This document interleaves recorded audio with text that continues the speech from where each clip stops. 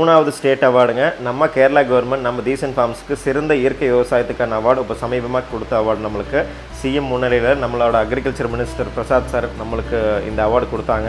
ரொம்ப பெருமையாகவும் இருக்குது, அதே சமயம் ரொம்ப பொறுப்புணர்ச்சியோடு இருக்கும். அதாவது ரொம்ப கமிட்டடாக வரக்கூடிய தலைமுறைகளுக்கு இன்னும் இந்த விவசாயத்தை எப்படி எடுத்துகிட்டு போகணும் அப்படிங்கிற ஒரு பொறுப்பும் அந்த கமிட்மெண்ட்டும் எங்களுக்கு இன்னுமே அதிகமாகிட்டுருக்கு.